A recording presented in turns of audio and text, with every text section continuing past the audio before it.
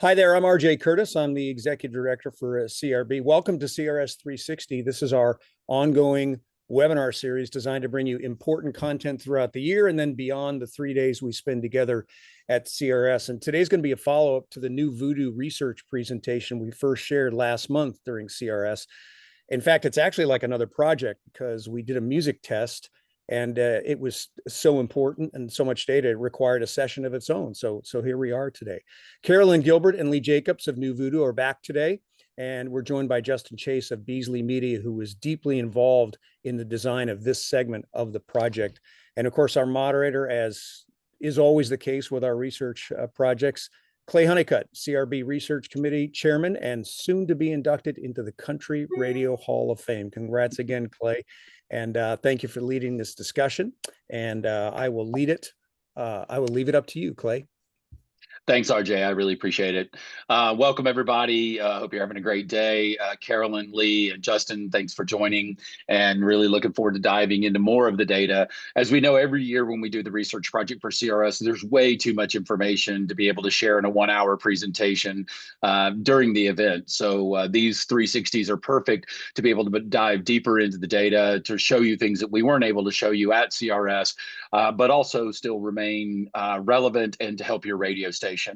Once again, this year, really today's focus is that we've given you another OMT. We've tested over 400 titles with over 750 respondents, and we're going to get into that information to be able to show you songs by eras, by regions, by scores, by fit, by every way you can imagine. We're going to go through those. And Justin, and we got a special shout out to Joel Rabb, who also helped select some of these titles with Justin to test, and we hope this is a great way for you to use these to tune up your radio stations. And as we continue, we want to make sure that you are able to attract new listeners, retain the ones that you currently have, and for radio to stay really relevant.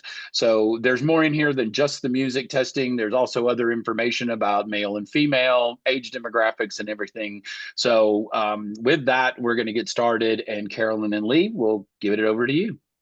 Thanks very much. And I'd like to do a shout out to the CRB for giving this gift to the industry. I mean, this is an OMT, and there will be a handout available to go with this so that participants can play with it and sort it. And hopefully what we give you today is just the different ways you can use it. Methodologically, 755 country music fans nationwide, 18 to 54. It's a broad demo, but I think as radio looks to try and capture the youth, this was important that we went down to 18. Of course, we had they had to love country music to participate. So you're going to see great conversion from radio cume to core. It does not represent anything you'll see in the ratings, because to screen in, all they had to do was love country music. There are respondents here who love country music and don't listen to radio.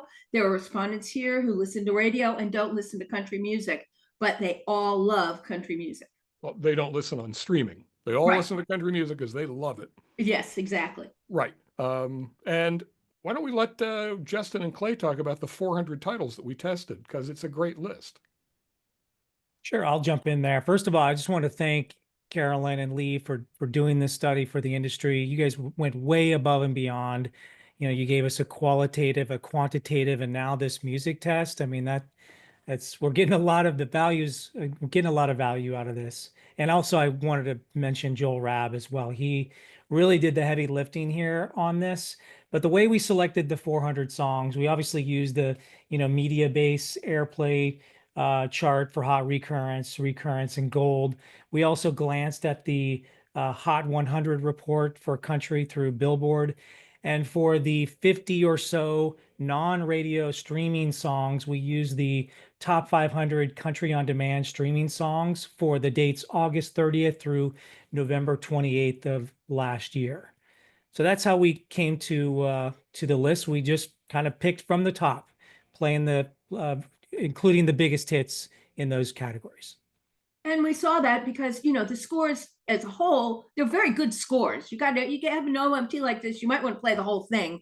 But I mean, there are wonderful scores, but you guys picked the hits. And so we would expect nothing less.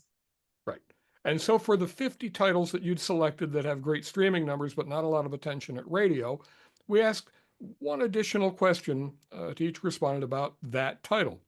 And it was a simple thumb up, thumb down. Tell us if you believe the song is country or not country. So in addition to the usual popularity scores or potential scores that we'll show for the 400 titles, for each of those 50, we'll show a not country index, which is just the percentage who say the song is not country divided by the percentage familiar with the song. And that's an important distinction, because only people familiar with the song got to vote on that. Right. It's not overall, because some of these songs are not familiar to radio people. Right. So a little about the sample. As Carolyn mentioned, you see monstrous conversion from listening to country music on the radio to that's the station I listen to most. Wouldn't it be great if they were all like this? Yeah, 71% of the sample are in fact country radio P1s. Whoa. 84% use country radio. There's not a lot of demographic difference in Cume. You know, the radio listener column, I guess I could say men are a little more in the bucket than women, but in terms of core, Carolyn, that's about as flat as we ever see. I mean, yeah, it's the very same consistent number across the page. Yes. In terms of weekly time spent listening to FM radio, a little higher among the men than women, but I'll call out among those who are heavy DSP listeners, and that would be Spotify, Apple Music, Amazon Music, Pandora. The 34% there spend at least 10 hours a week with radio. The entire column spend at least 10 hours a week with streaming. But that's a third who also spend a lot of time with FM. These people really love country music. They love So Carolyn Lee, not to stop too early, but can you talk about there's a lot of programmers that believe that that radio listeners are not DSP listeners and DSP listeners are not radio listeners. What do you say to that? Because I hear that a lot. I'm going to say they're wrong. Yeah. This really, you know, these people love music, and when they have the opportunity to listen to FM or, you know, their Alexa or whatever, they listen to country music where they can get it. And what we see, and we're going to see the inverse too when we look at the DSP listeners, is people who love country music, and they'll listen to it where they can get it. So no, I especially in, you know, the heavy 2554, and we're seeing it 1834 too. I mean, they listen to everything. And they'll listen any way they can get it. If you flip it over to time spent listening to DSPs like Spotify, Pandora, Apple Music, Amazon Music, etc., you know, there the numbers go from 70% at least an hour a week for FM. Now we're at 85% at least an hour a week to one of the DSPs. But among the heavy FM users, those who are spending at least 10 hours a week listening to FM, 63%, nearly 2/3, spend 10 hours or more with streaming. There are people who this isn't an aberration. This is an aberration. We're seeing this everywhere that we do, you know, our national studies. This is what we're seeing. Yeah, they want to hear what they want to hear, and they'll use the device and the channel they can get wherever they can get it because that's easy for them. We'll also talk about tenure as a country fan.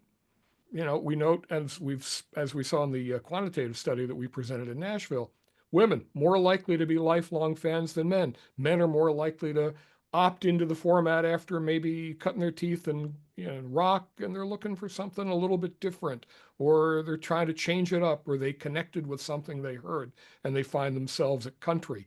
And I will also say that we're seeing for a long time, programmers were treating their research like AC and just testing women. And in the last 5 years, we've seen them start integrating men. And I think that's what we're seeing too. A lot of male program directors are appealing more to men by looking at their test results. And we're seeing that in these numbers.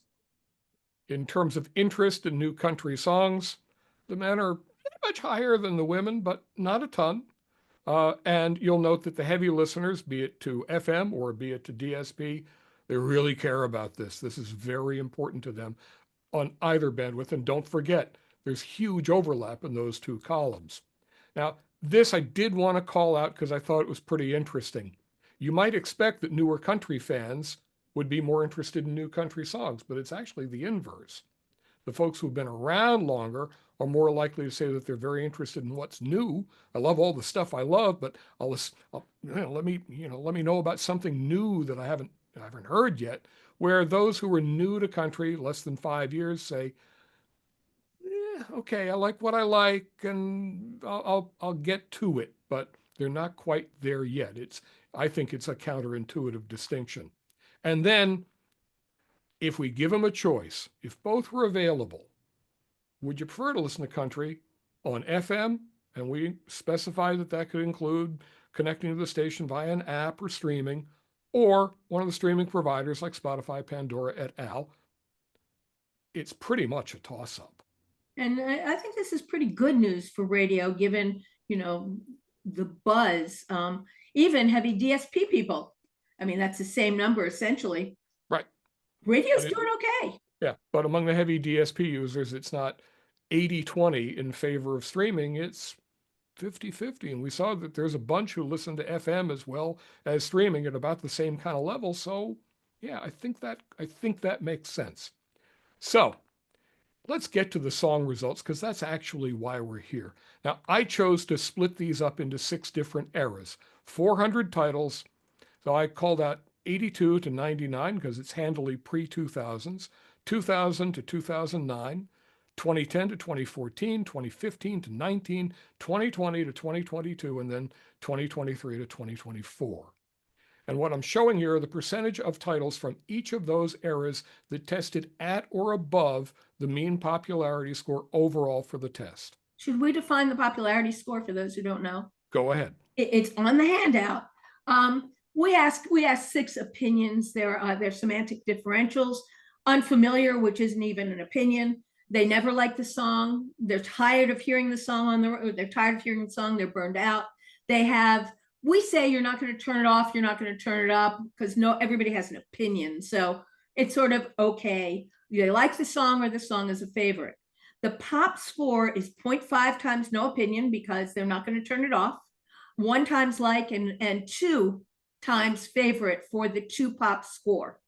And that's what we look at here. So that favorite gets weighted more heavily. And when we talk about the PTL score, that's the same calculation divided by the familiar sample. So it sort of levels the playing field. You only get a vote if you know the song. So that in this list of 400 titles, of the 32 titles from before the year 2000, 29 of them tested in the top half of the ranking. Among the 63 titles from 2000 to 2009, 84% of them test through, and across the page. Now listen, that 75 titles from 2023 to 2024, many of the 50 that performed well at streaming but don't have much radio exposure were in that.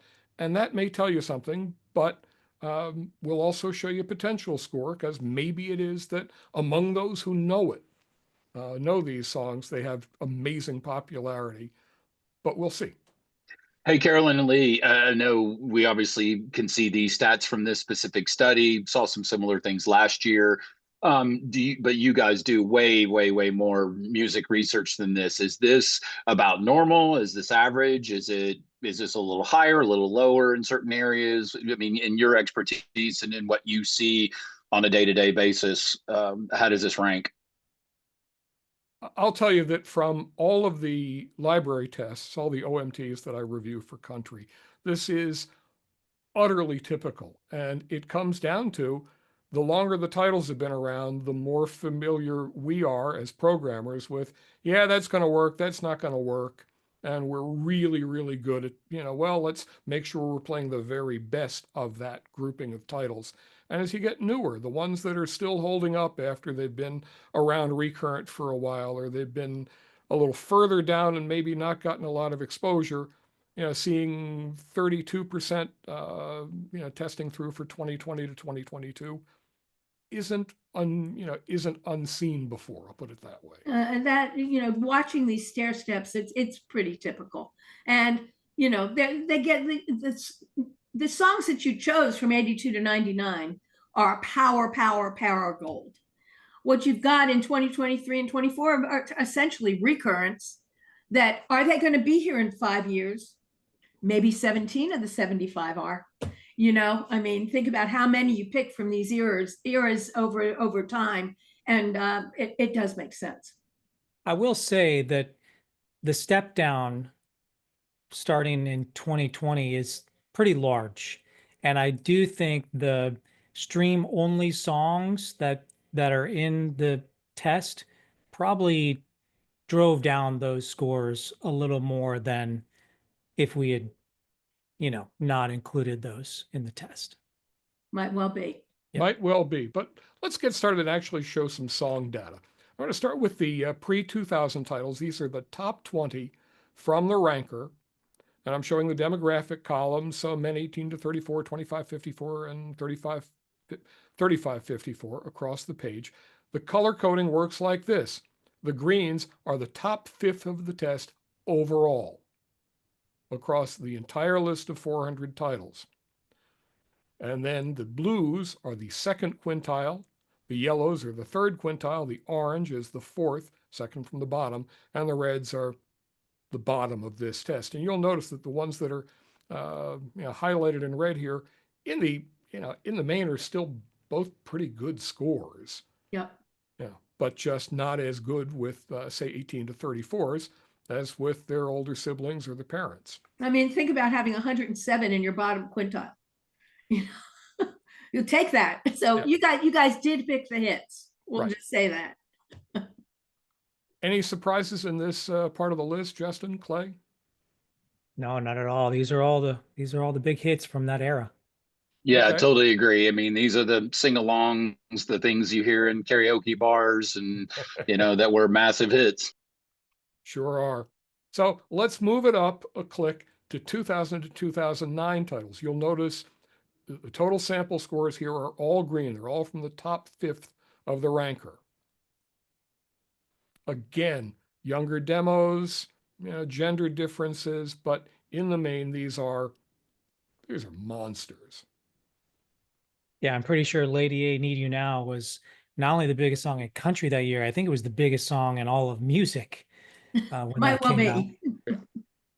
All right, so we'll move it up to 2010 to 2014. Okay, it was a big chunk of titles from this list, and we've got a few that are in the second quintile rather than the top quintile, but still, these are all big scores.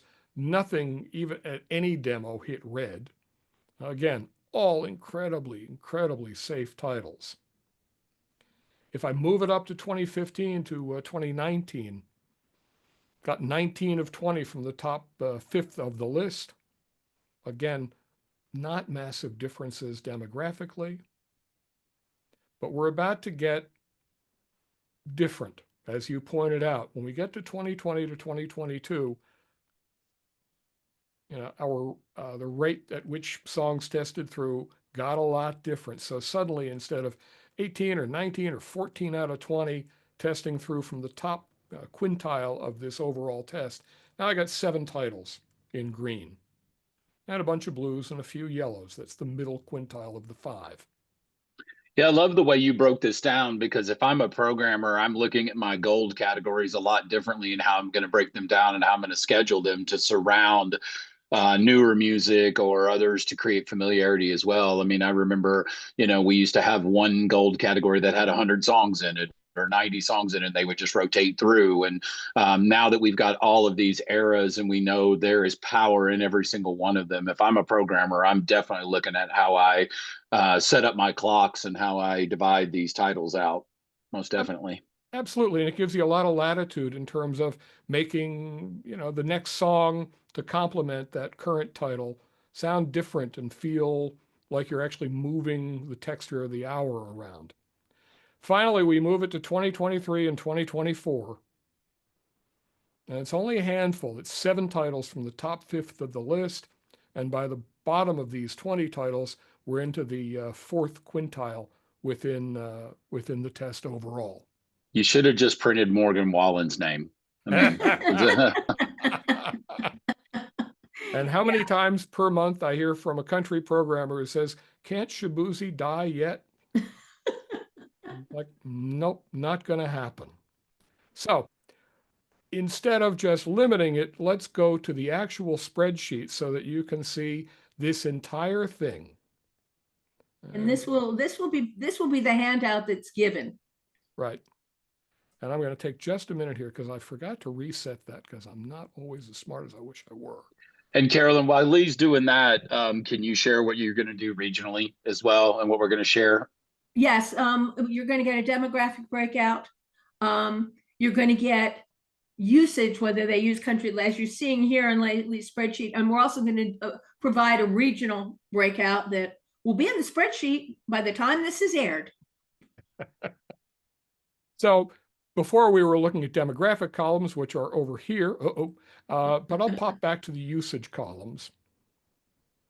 So here I've got them ranked by their overall popularity score, but in addition to country radio QM, country radio P1s, heavy users of FM, heavy users of DSP, we've also got heavy users of DSP who happen to be women, imagining there might be some difference there.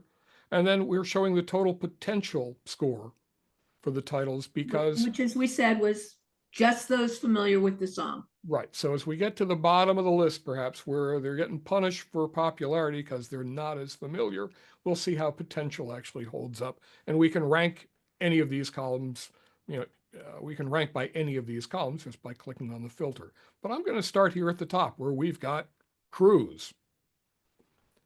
And these are massive, massive songs. So I'll scroll down. So now we're looking at kind of the next group of 25 titles or so. And if you're an FM programmer, you're thinking, wagon wheel. I ought to check that out. Yeah, look, this is a very diverse group of music that takes you through all the eras. Again, it's like if I'm a listener to a radio station, this is what I want my radio station to sound like, because it's obviously we're looking at the very top of the chart, from your rankings, but it's also a mixture of some new stuff, from the last few years, like Shabuzi and Drew Baldridge, but you're also getting, massive, massive hits. I mean, obviously Jelly Roll is relatively new, but you're getting some 90s eras. You're getting a great mix. And I keep going back to this study every time I look at it, and I just think about the mix of a radio station is just finding that right mix and giving them all the eras, giving them all the taste samples throughout an hour, or if you're doing a 90-minute clock or a 75-minute clock or whatever you're doing, just give them a taste of everything throughout that period of time. Look at the variety of the years. I mean, it's guys, you did a great job of picking the titles. We're still in the top quintile of this list, and you can see that because the color codes are all holding up in the total column as green. That's down to rank number 74. As I scroll down a little further, now we'll switch into the second quintile. Yeah, pretty much all those greens up above were songs that should be in your power categories. Those are the songs you used to surround the weaker stuff, the new music, the secondaries, tertiaries. Those are you always want to come back to one of those big power records. Yeah, and I remember, there were times doing OMTs and stuff where you didn't have 50 records that tested power. To have 83 testing power across multiple generations or multiple eras, pretty incredible. I mean, country music is very deep and very loved. So these scores are very encouraging to the sound of a radio station or where the format as a genre lays. To me, it is. Scroll down a little further. We're solidly into the blues, that second quintile, and you've still got. I mean, there's still monster scores overall. Want to talk about the blank spaces over on the right? Yeah, you want to talk about that, CG? Well, once again, those 50 or so titles, we wanted to see whether they were country or not. And so we need to start seeing scores over there on the right, because if we tested it, the score is going to be on the right. So here we are in the second quintile, and that spot is blank. Here's the top of the third quintile, Gary Allen. One of the things that I noticed when I saw this, and I'm glad you broke out women, because the female scores are all like 15, 20 points higher generally than the total sample. Is that just because women are just more passionate about country, or are they just nicer when they score? Well, Or in general, Justin. I'll let Carolyn answer that, Justin. No, it really depends. I mean, we see, in some places, let's say no shoes, no shirt, no problem, Kenny Chesney.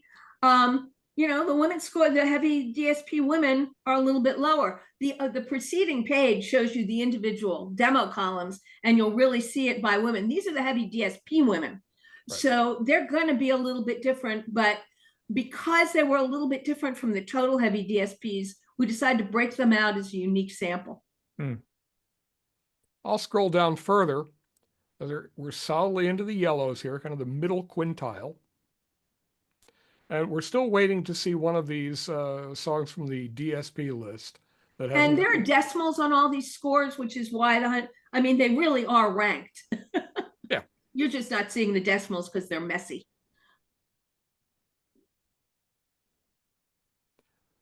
Here's the top of the fourth quintile. Which means 60% of the test is sitting above this line. We're in the bottom half. And we're starting to see more red cells pop up. But here, finally, at rank number 284 overall, Morgan Wallen, and the first of these mostly streaming titles that we looked at. Ironically enough, 3 out of the top 3 stream-only songs are Morgan Wallen. The Diplo is actually a Morgan Wallen song. Yeah. And listen, 24% of those who know it say, it's not country. I would say that doesn't matter. And once again, look at the difference between potential and pop. Remember that, a good portion of the pop score does include people who are familiar with the song. That 10-point differential for Morgan Wallen, 107 to 117, that's still a pretty familiar song. Yeah, and to speak to the Diplo, I mean, obviously the presence of Julia Michaels is going to drive it more pop, where people say it's not country. If you go to the Diplo version that is just Morgan Wallen, that score probably goes way down. And just by, some people seeing the presence of the name Diplo, they may say it's not country, but when they hear the song, they might even say, oh, well, yeah, that's country because that's Morgan. They don't realize it's Diplo too. So, I think all programmers should, just make it, I guess the reason I'm saying that is just the version you pick to play a song, because usually there's 4, 5, 6 versions of a song, especially when you're Morgan Wallen. Just make sure you're playing the right one. Yep. Scroll down further. We're just coming to the end of the fourth quintile overall in the test. We're starting to see more of these 50 titles that we looked at for country, not country. And the middle, 58% of those who know it say, nah, that's not part of this sound. And then finally down here, we get into the bottom quintile of scores where everything is in red. And we've got a couple more from the list of streaming titles. And I'll scroll Remember, down. these are still powerful scores. Still, yeah, I was going to say, overall. like if this was a rock music test, these are all powers. And you'll note that we're down to overall rank 350 here. Right.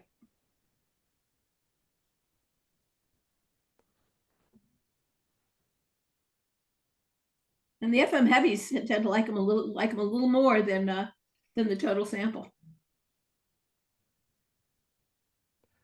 And here we are. Yeah, definitely where you see the songs that have been massive streaming songs but haven't been played on the radio, or they're artists that some people don't consider to be country artists. I mean, look, Zach Bryan's name consumes this list, and in this bottom list, But Zach's also the guy that came out and said, I'm not a country artist and I don't want to be on the country shows and things like that. So there may be a little that at play. Plus, his music is just different. I mean, he's wildly successful, but that doesn't mean that everything fits. He might have one or two songs that fit, but not every song is just going to be a no-brainer fit. And clearly, as you parse through these results between thinking about, is it country? Is it going to work with my audience? And the fact in 2025, if I listen to a lot of FM, I probably listen to at least some streaming. The idea that there are two very different camps, I think we showed pretty conclusively, is just not true. People who want to listen to music want to listen to music. It's a matter of which appliance is most handy or most pleasant in the environment in which I'm listening right now. And I'm not necessarily done with radio. I just might not need it in a given circumstance. So it's a case by case by case basis. And the bottom line is, well, I'll leave the bottom line to you guys because you've thought about this probably more than I have.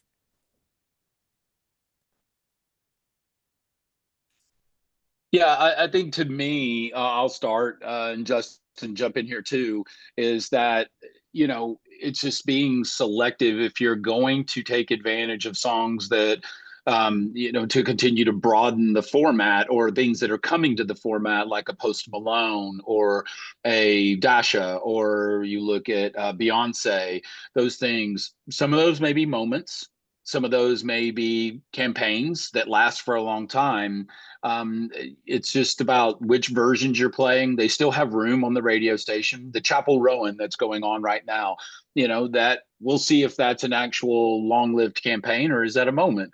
It's a great song by a very popular and great artist, and we talk about growing the audience. One of the things about this research study was how it was not only how to retain your current audience, which there's a ton of great music here to play to retain your current audience, but there are places to take to take some chances to try to broaden that audience, to bring those 1834s into the radio station itself, by using your head, using the data and the information you have, and thinking about the fit for your radio station. And it is not a one size fits all.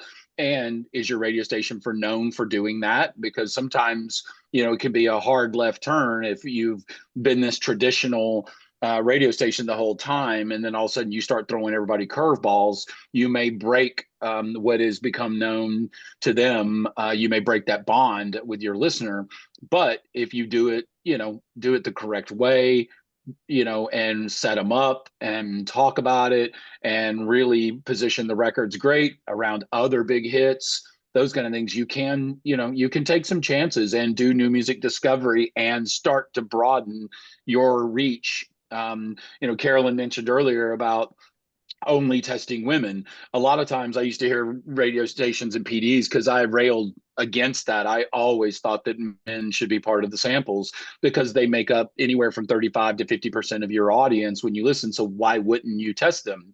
I know a lot of people thought, well, let's target AC radio stations by doing that. But at the end of the day, then you're missing a lot of music that rounds out your radio station, and you just kind of start feeding off yourself. Yeah, and Justin, I don't know if you feel differently. You nailed it.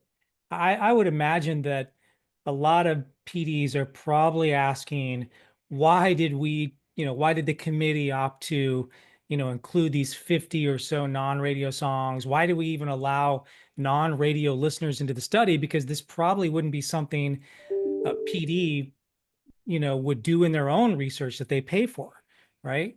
And honestly, for me, I wanted to know if radio was missing something.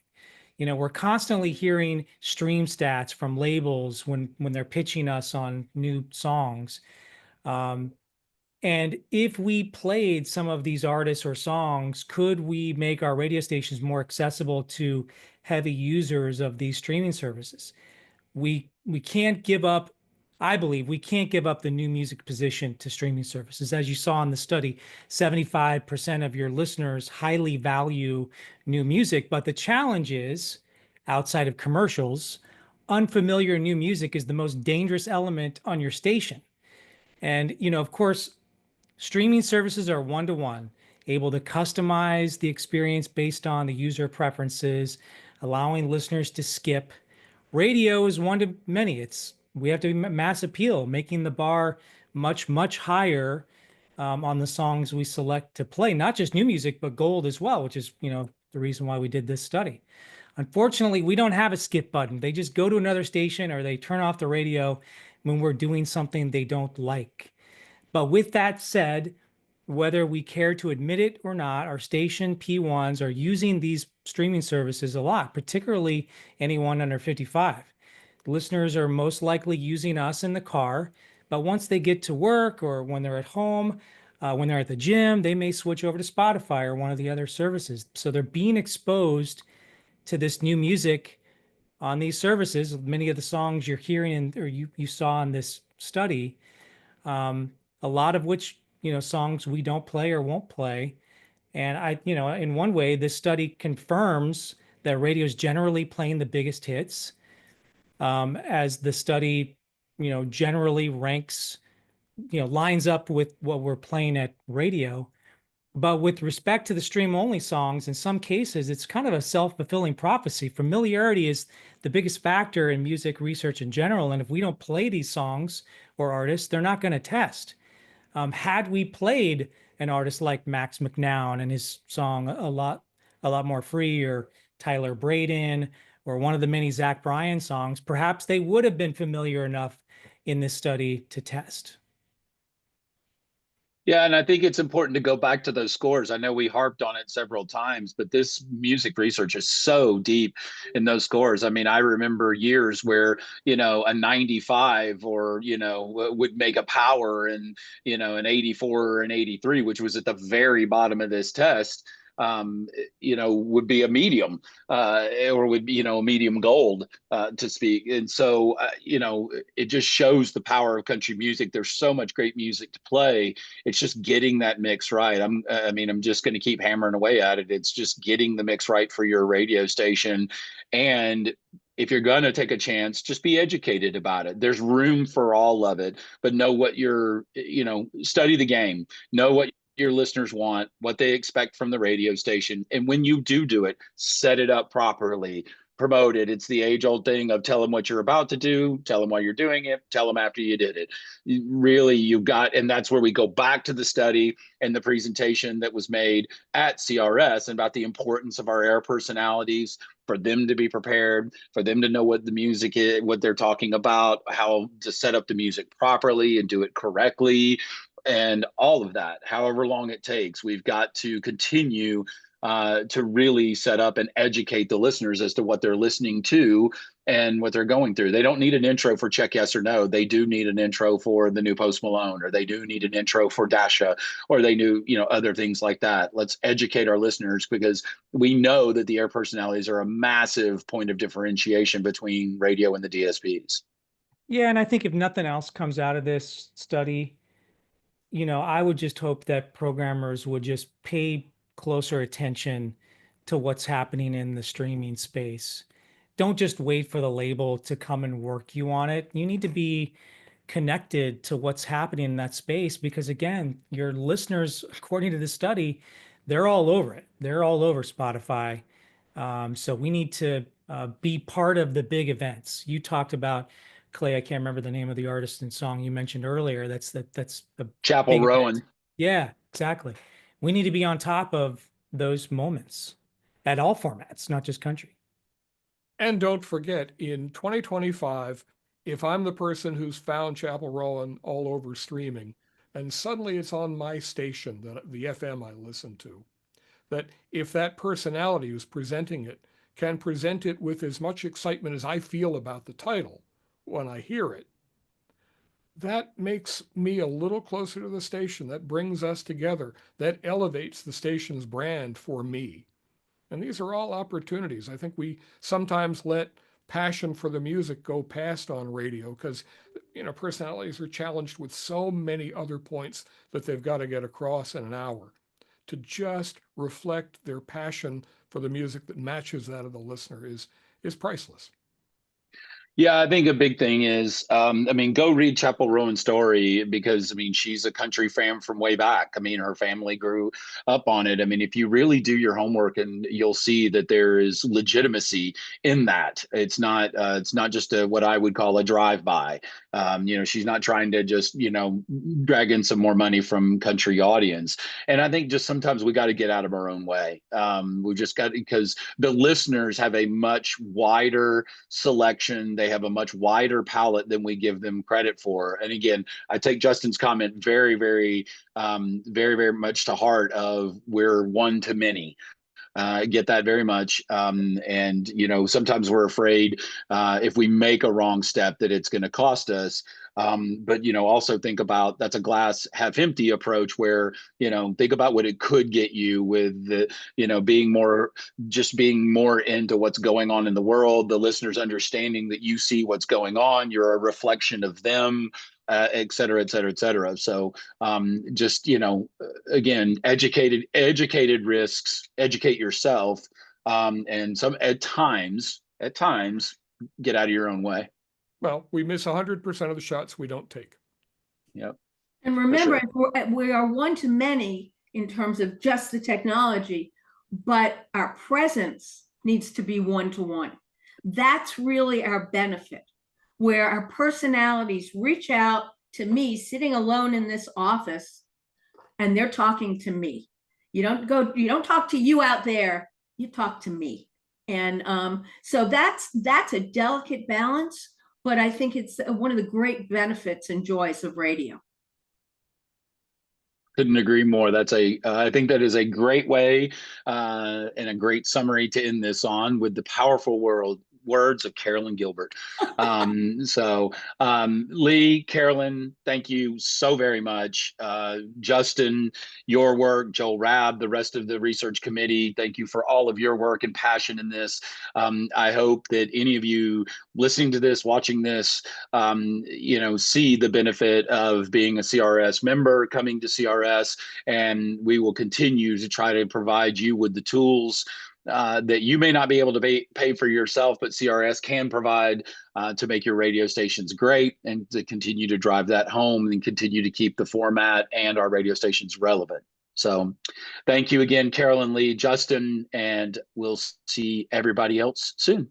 Thank you, Thanks, Clay, guys. and Lee, and Carolyn, and Justin. Thank you for jumping in and being an important member of our research committee. And all of our panelists today are gracious enough to share their email addresses. We, since we're recording this ahead of time, we don't do a typical Q&A, but if you have questions for Lee or Carolyn or Justin or Clay, then there's their email address. So please feel free to reach out to them individually. And thanks for listening to CRS 360. Thanks, everybody.